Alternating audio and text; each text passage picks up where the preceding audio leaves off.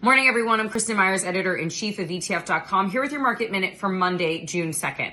So markets right now are broadly in the red, and that's all due to some tariff news and some trade news that we have had happen over the last couple of days. There's been a ratcheting up of trade tensions between the United States and several other countries. So let's start first with China.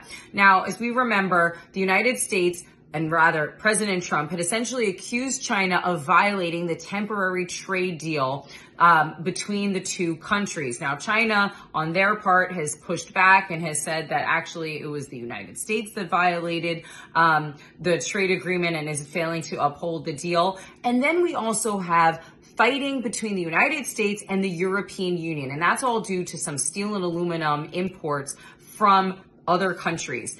President Trump has actually raised tariffs from 25% to 50% on all steel and aluminum imports. Again, it's still unclear if any of this can even happen because the courts have actually gotten involved and paused a lot of tariffs. But either way, markets right now are taking a downturn. So let's take a look at some specific sectors. Let's start with DIA. That's the Spider Dow Jones Industrial Average ETF Trust. It is in the red today, down about a third of a percentage point. Looking at the broader market, the S&P 500, we've got SPY, the Spider S&P 500 ETF Trust. It is in the red. However, it is not suffering as much as industrials. It is down just over a tenth of a percentage point. Now, if we were to look specifically into the manufacturing and the industrial industries, we've got XLI, the Industrial Select Sector Spider Fund. It is in the red, down almost 3/4 of a percentage point. But what is really struggling right now is MADE, the iShares US Manufacturing ETF.